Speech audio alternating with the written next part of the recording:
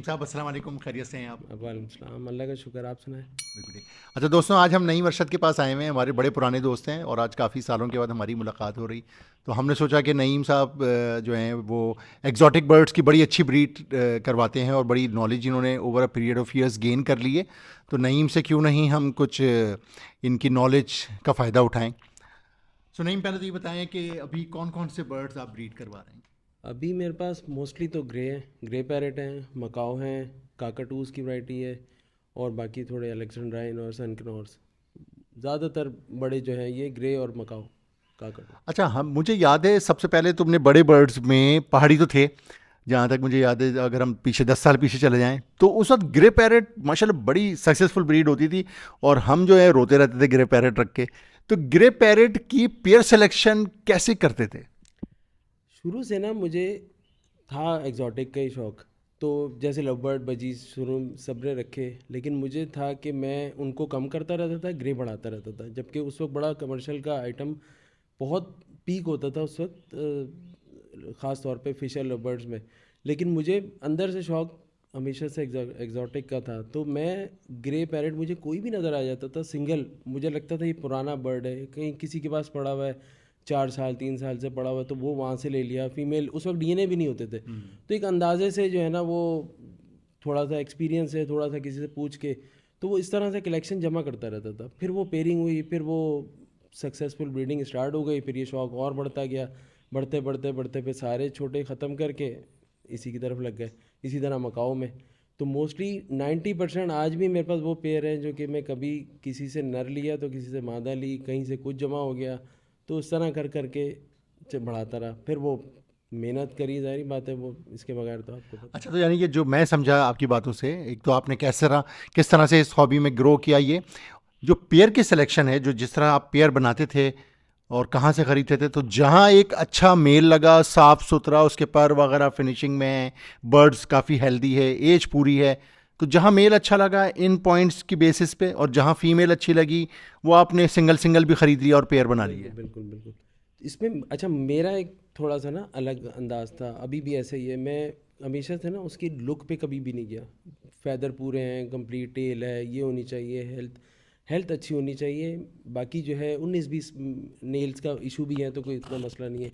Bird पुराना, उसकी आँख, ख़ास तौर पे उसकी आँख पता है, उसका पता है कि कितना इसमें आगे कितनी ताकत है इसकी, मतलब उस लिहाज से मेरी कोशिश ही होती थी कि साफ़ सुथरे के अलावा बर्ड हेल्दी हो, और और आँख से उसकी देख लें आँख कि से पता एज हो कि पूरी एज पक्का पूरी हो। हो, इसमें मेच्योरिटी अच्छी आई हुई हो, तो वो, और तरसा हुआ बर्ड जिसको कहते हैं ना, हाँ। मोस्टली ये होता है कि लोग 2-3 साल रख के ना, अगर उनसे ब्रीड नहीं हो रही तो सेल कर देते हैं। वो मेरा टारगेट वो होता था कि ये अब थकें और मैं इनसे बर्ड लूँ, और वो फिर अगर आप उनको अच्छी खुराक दें, एनवायरनमेंट अच्छा दें, तो वो बड़ा अच्छा सक्सेसफुल ब्रीड करते हैं। और वो वैसे ही इतना बेचारे तरसे हुए होते हैं, फिर उनको सारी चीज़ें मिलती हैं तो उनका रिजल्ट बड़ा अच्छा आता है। तो ये फोकस मेरा ये होता था ज़्यादातर।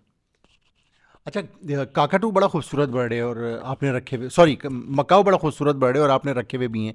मकाऊ में कैसी जा रही है सक्सेस, उसके बारे में ज़रा बताएं। मकाओ माशाल्लाह बहुत अच्छी चल रही है। मकाओ है ज़रा मुश्किल आइटम, लेकिन जब एक बार चलता है, ख़ास तौर पे ब्लू एंड गोल्ड, तो फिर उसकी ब्रीड बड़ी, ऑलमोस्ट आप समझेंगे, अगर आप कंपैरिजन करें ना तो बजरी के करीब करीब है माशाल्लाह। मेरे पास ये हकीकत में बिल्कुल सच बता रहा हूँ, मेरे पास मतलब एक क्लच में 8 अंडे और 7 बच्चे भी लिए हुए हैं। ये एक क्लच की बात बता रहा हूँ। और 5 अंडे तो नॉर्मल कॉमन है कि 5 अंडे मैंने लिए हुए हैं, लेकिन उसमें मेहनत बड़ी करनी पड़ती है। उनको अंडों को आर्टिफिशियल इंक्यूबेशन पे लेके जाना पड़ता है, रिमूव करना पड़ता है टाइम से, तो ये सारे मामलात होते हैं। लेकिन ब्रीड मोस्टली जो है ना, ब्लू एंड गोल्ड आसान है, उस ग्रीन विंग थोड़ा मुश्किल है, लेकिन जब करते हैं तो फिर ये स्टार्ट हो जाते हैं। अच्छा नहीं, तो अभी आपने मकाऊ रखे हुए हैं, काकाटू की वैरायटियां हैं, ग्रे पैरेट हैं, केनियोर्स हैं, और शायद हरे अलेक्जेंडर, ग्रीन अलेक्जेंडर कॉमन आपने वो रखे थोड़े हैं, बहुत ऐसे ही कॉमन। रखे हुए हैं, क्योंकि अक्सर वो मेरा वेस्टेज जब दाना जाता है तो मैं फिर इनको वो डाल देता हूँ। ये ग्रीन की बात कर रहा हूँ, सन को भी मैं इसी तरह कर देता हूँ। तो वो एक तरह से शौक नहीं है, लेकिन एक जगह मेरे पास ऐसी है, थोड़ी सी वो केजी छोटे हैं, तो उनमें फिर ये ग्रीन वगैरह में डाल देता अच्छा, बच्चे जो निकलते हैं, अब जिस तरह सीज़न चल रहा है, हम सुनते हैं कि जी वो एक दिन के बच्चे को हर 2 घंटे के बाद फीड करानी होती है, तो ये लाइफ को बड़ा डिस्टर्ब कर देता है साइकिल। आप इसको कैसे मैनेज करके चल रहे हैं?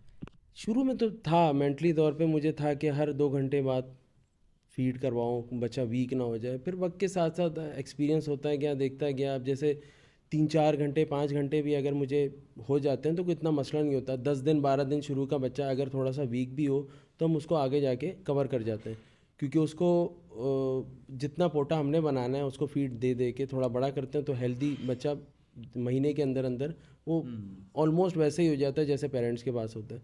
तो शुरू में इतना अपना आपको ख़राब करने की कोई ज़रूरत नहीं है, हमने भी हुए हैं। लेकिन वक्त सिखा देता है कि इतना कोई मरेगा नहीं। याद रखें, बच्चा कभी भी जो है ना भूखा कम मरता है, ओवर फीड से ज़्यादा मरता है। तो ये ख़ास तौर पे लोग घबराते हैं कि यार बच्चे अब कहीं भूखा ना हो, मर ना जाए फ़ौरन। इतना आसानी से नहीं मरता। बीमार होगा वो चीज़ें अलग होती हैं, बाकी केयर सब चीज़ें अलग होती हैं, लेकिन खाली भूख से थोड़ा सा वीक हो जाएगा, कमज़ोर हो जाएगा, आप उसको आगे जाके कवर कर लेंगे। यानी कि हम फीड कराएं तो थोड़ा सा फीड कम कराएं बच्चे को, वो कम ज़्यादा करवाएं बेहतर है। आप, गैप मतलब बढ़ा ज़्यादा दें। अब जैसे मैंने अभी आपको बताया ना कि मेरा बच्चा अगर डे 1 से निकला होता है तो वो 6 टाइम 5 टाइम फीड पे भी रखूँ। इसी तरह जब वो बड़ा हो रहा होता है, जब लोग 3 टाइम पे आ जाते हैं, तब भी मेरा वो 6 टाइम पे होता है, क्योंकि मेरा एक टाइम है, मैंने अपना एक टाइम बनाया हुआ है।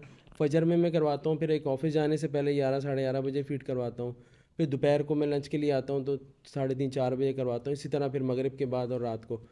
तो ये इसमें मेरे सारे बच्चे कवर होते हैं। सही मैं है। सबके लिए अलग अलग टाइम मैंने कभी भी नहीं रखा, वरना मैं अपनी मेरी सारी लाइफ डिस्टर्ब हो जाएगी।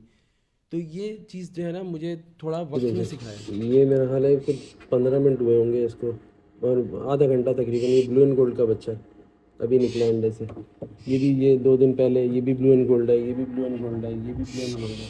ये कुछ ग्रेज है। अभी असल में कुछ काफ़ी सेल हो गए, बाकी ये नीचे।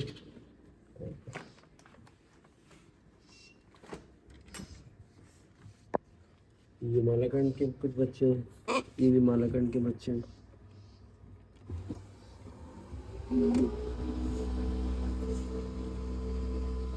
ग्रीन विंग लगाओ के बच्चे हैं।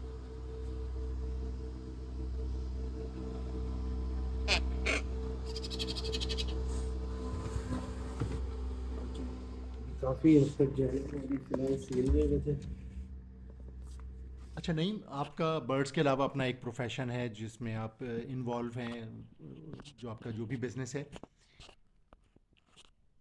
आपका बिजनेस जिससे फैमिली को जाहिर है आप मैनेज करते हैं, और ये बर्ड्स, इसको एज अ बिजनेस कैसे देखते हैं बर्ड्स के काम को? देखिए, अब इसमें इन्वेस्टमेंट बहुत हो गई है। अब इस पे भी फोकस करना पड़ता है, क्योंकि हमारा शौक़ शुरू में था। शौक़ होते होते होते होते फिर इन्वेस्टमेंट बढ़ी, बढ़ती बढ़ती। जब इन्वेस्टमेंट बढ़ती है तो फिर आपको रिटर्न भी लेना होता है। तो फिर अब माशाल्लाह दोनों बिज़नेस सपोर्ट करते हैं मुझे। मतलब ये मेरा एक शौक़ जो अब बिज़नेस बन चुका है मोस्टली, और जो मेरा बिज़नेस चल रहा था वो भी। तो इसमें मुझे मेंटली तौर पे बड़ा मज़ा आता है काम करने में, क्योंकि एक तो मेरा शौक़ चल रहा होता है, एक्सपीरियंस मैं करता रहता हूँ इस काम में, और इसके अलावा वो अर्निंग भी हो जाती है, तो फिर मज़ा दुबाला। तो दोस्तों, आपने सुना नईम ने कहा शौक़ मेरा बिजनेस बन गया है। तो जब शौक़ बिजनेस बन जाए तो ज़िंदगी बड़ी मज़ेदार हो जाती है। नईम, अगर हम पूछें अगले 5 साल में कौन से बर्ड के ऊपर आपका फोकस ज़्यादा रहेगा, तो कोई एक वैरायटी बताएं। देखिए, मैं थोड़ा ना कमर्शियल माइंड का हूँ। मुझे मुटेशंस मैंने बहुत कम रखी, बल्कि रखी ही नहीं, जबकि बड़ा फ़ायदा देती हैं, चाहे वो लव बर्ड हो जाए या चाहे वो अलेक्जेंड्राइन की हो जाए या रिंग नेक की हो जाए। लेकिन मुझे शौक़ हमेशा से जो है ना टेढ़ी वैरायटी का रहा है, जो मुश्किल से हार्ड ब्रीडर है, जैसे ग्रे हो गए, मका हो गए। मैं अगर मोस्टली अपने आप को अगर मैं सोचूं कि मैंने जो बढ़ाना है, तो वो मैं और कोशिश करूंगा कि ग्रे पैरेट और जाए, क्योंकि ये कमर्शियल बर्ड है। इसका बच्चा एंड यूज़र के पास डायरेक्ट जाता है, और ये सालों साल जो है ना ये चला आ रहा है, क्योंकि वो एबिलिटी उसमें टॉकिंग की है, तो लोग शौक़ से जमा करते हैं अपने पास। अब जैसे जैसे शऊर बढ़ता जा रहा है, लोगों में पता चल रहा है कि यार ये बर्ड भी होते हैं, ये भी होते हैं, ये कितनी वैरायटी है। पहले तो हमें पता ही नहीं होता था। 15-20 साल पहले वो एक हरा तोता हमें पता होता था, फिर वो बाहर से जब इम्पोर्ट बहुत सालों से हो रही है, लेकिन अब फैल गई है, लोगों में शऊर बढ़ गया है। तो अब शऊर बढ़ गया तो फिर उनको पता है कि यार ये ग्रे पैरेट, इसकी टॉकिंग एबिलिटी इतनी है, बड़ा अच्छा टेम हो जाता है। तो मेरा दिल ये है कि मैं ग्रे को आगे लेके जाऊँ। ग्रे, यानी कि ग्रे आप समझते हैं कि इसकी कमर्शियली इसकी सेल बड़ी आसान और ज़्यादा है। इसकी वैल्यू रहेगी हमेशा, मेरे जहाँ तक ख्याल है, क्योंकि इसकी वैल्यू अभी तक नीचे, तो अल्लाह का शुक्र है, नहीं बच्चे आई। की हमेशा ऊपर ही जा रही है। और दूसरा एक तो हार्ड ब्रीडर है, ब्रीड इतना आसान नहीं है कि आप 10 पेयर लगाएं और 10 के 10 ब्रीड कर जाएं और फिर वो इतने बच्चे हो जाएं कि फिर वो सेल ना हो, इतना आसान ब्रीड नहीं है।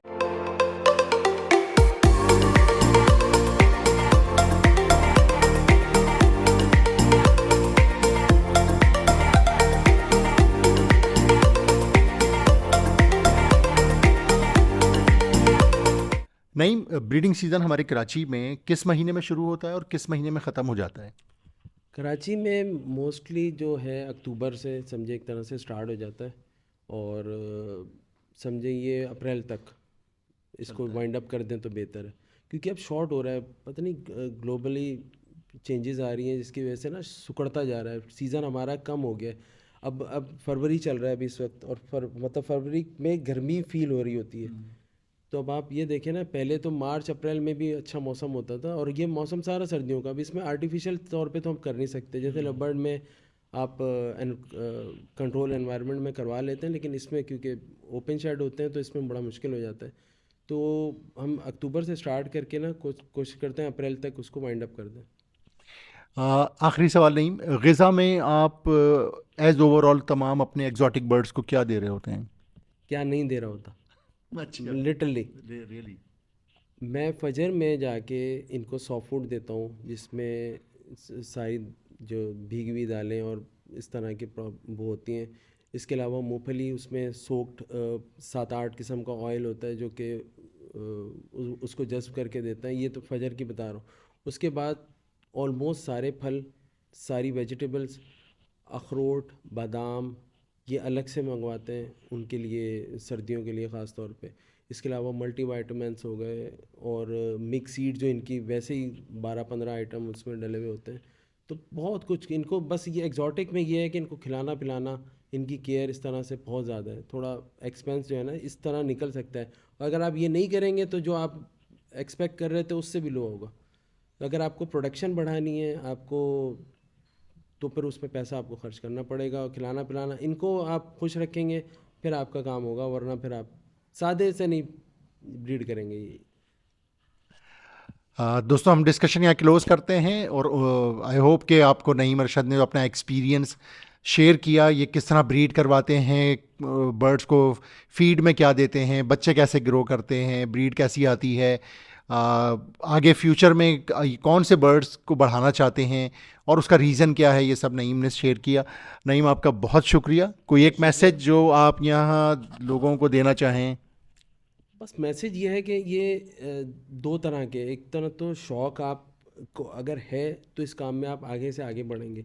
जब आप मेंटली तौर पे आएंगे कि सिर्फ ये बिज़नेस है और इसको बिज़नेस तौर पे लेके जाना है, तो फिर आपको हर नफ़ा नुकसान जो है ना वो खल रहा होगा।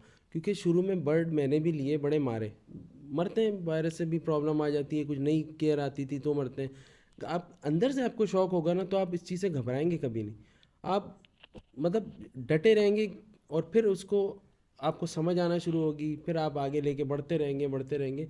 पेशेंस सबसे बड़ा काम एक्जॉटिक में, ख़ास तौर पे आपको बताऊं, मैं अपने एक्जॉटिक की बात कर रहा हूँ, तो उसमें पेशेंस आपका बहुत ज़रूरी है। मेरे पास 7-8 साल भी एक कुछ जोड़े हो गए हैं जो ब्रीड अभी तक नहीं किए, लेकिन मुझे पता है कि ये कभी भी करेंगे तो वो सारे आगे पीछे की कसर निकाल देंगे। तो वो संभाल के रखना पड़ता है, देखना पड़ता है कि यार आपके साथ कहाँ इशू है, क्यों नहीं कर रहा, उसका मेल चेंज किया, इसकी फ़ीमेल चेंज की। तो ये सारा गेम सब्र का है। तो पेशेंस आप जब भी रखेंगे, जितना रखेंगे आपके लिए फ़ायदा है और फिर आपको ज़ाहिरी बात है वो फ़ायदा ही फ़ायदा।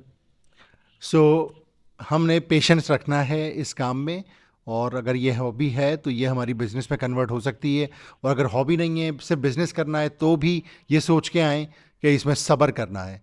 नहीं, बहुत शुक्रिया आपका इतनी मुफीद नहीं नहीं, बातें करने का। आपका शुक्रिया। एक तो बड़ा अरसे बाद आपसे मुलाकात हुई, बड़ा मज़ा आया, काफ़ी सालों पुरानी हमारी दोस्ती है और बहुत शुक्रिया आपका, आप आए। नहीं, हमने आना नईम के पास वैसे ही था, जब हम आए हुए थे तो अब ये मोबाइल तो जेब में होता है, तो हमने कहा क्यों नहीं, नईम से जो बातें हम वैसे ही बैठ के कर रहे थे इसको हम वीडियो में रिकॉर्ड कर लें और बाकी लोगों से शेयर करें। क्योंकि नईम ने भी, मैं आपको बताऊं, हमारे एक बड़े पुराने साथी होते थे, अनवार साहब, मेरे मेरे ख्याल उस्तादों में। में उस्ताद समझे आप, मैंने उन्हीं से देख के स्टार्ट किया और वो किस तरह से ब्रीड करवाना किस वाकई हो सकता है, ये चीज़ मैंने वहाँ जाके देखी। तो वो हमारे कॉमन फ्रेंड थे। अनवार साहब हमारे एक कॉमन फ्रेंड थे और हमारे बहुत सारे दोस्तों के कॉमन फ्रेंड हैं। मेरे ख्याल में आज वो इस दुनिया में नहीं है, लेकिन जब हम उनको अच्छे लफ्ज़ों में याद करते हैं तो उनकी ये बख्शिश का ज़रिया बनते हैं। और जिन लोगों से हमने सीखा, ये हम हमेशा याद रखें ज़िंदगी में, कि जिन लोगों से हमने सीखा और जो हमारे साथ मुखलिस थे, चाहे किसी भी फील्ड में थे, हम हमेशा उनकी बख्शिश के लिए दुआ गो रहें, उनकी अच्छाई के लिए दुआ गो रहें। अगर वो ज़िंदा हैं तो भी उनके लिए दुआ गो रहें। इससे हमारी ज़िंदगी में अल्लाह ताला बरकतें डालता है। तो नईम अरशद को आप देखें, इन्होंने उनसे बहुत सीखा। खैर मेरे उनसे कम राब्ते हुआ करते थे और वो एग्जॉटिक बर्ड्स में थे, मैं छोटे बर्ड्स में था, तो लर्निंग की बातें लिमिटेड हुआ करती थी मेरी उनसे। लेकिन मुझे इतना पता है कि यस, नईम की उनके साथ रेगुलर सिटिंग्स रहा करती थी और नईम उनसे काफ़ी सीखते थे। और नईम ने उनसे बर्ड्स भी, उनके बाद में जब वो सेल कर रहे थे अपने आखिरी अयाम में, तो इन्होंने उनसे बर्ड्स भी लिए। आई थिंक जब हम नईम अनवार साहब के बारे में आज बात कर रहे हैं तो एक अंदर से बहुत अजीब सी फीलिंग्स आ रही हैं। और वो भी जिस वक्त जहाँ अल्लाह ताला के पास होंगे, हम दुआ करते हैं कि वो खुश हों और अच्छे जगह पे हों। क्योंकि उस वक्त इतना सोशल मीडिया नहीं था, तो वो जो बड़ों से सीखा वो चीज़ उनके एक्सपीरियंस होते थे, तो उनसे बहुत कुछ गेन किया। फिर हमने खुद बहुत एक्सपीरियंस किया। अब तो बड़ा आसान हो गया मामला, आप सर्च करें हर चीज़ आ जाती है सामने। लेकिन जो प्रैक्टिकल करके बंदा आगे से आगे बड़ा होता है तो उसका एहसान ज़ाहिर बात है वो सारी ज़िंदगी रहेगा। उन्होंने जो हमें सिखाया, जो चीज़ उनके ज़रिए हमें मिली और हमने फिर उनसे फ़ायदा उठाया, तो फिर ज़ाहिर बात है दुआओं में हमेशा से। तो अब जो लोग, नई जनरेशन इस हॉबी में आ रही है, उनके लिए नईम जिसने जिस तरह कहा, और हम सबको पता है कि सोशल मीडिया के ज़रिए लर्निंग बहुत आसान है। हम पहले लोगों से टाइम लेके उनके पास जाते थे, बैठते थे और बातें करते थे, तो वहाँ से सीखते थे। तो पहले सीखने का तरीक़ा बहुत लंबा था और डिफरेंट था। आज बहुत आसान और एक्सेसिबल है। नईम आपका बहुत शुक्रिया। सॉरी, कुछ कह रहे थे आप? नहीं, मैंने कहा फिंगर टिप्स पे। फिंगर टिप्स अब तो अब सब चीज़ें आपकी इन्फॉर्मेशन आपके पास 5 मिनटों में। तो नईम आपका बहुत बहुत शुक्रिया। बहुत शुक्रिया। और शराफत भाई आपका बहुत शुक्रिया जो हमारी वीडियो इस वक्त बना रहे हैं। दुनिया जानती है शराफत भाई को तो कम से कम, तो हमने कहा शराफत भाई की भी इस वीडियो बनाने पे हम शुक्रिया अदा कर दें। बहुत शुक्रिया, खुश रहें, खुदा हाफिज़।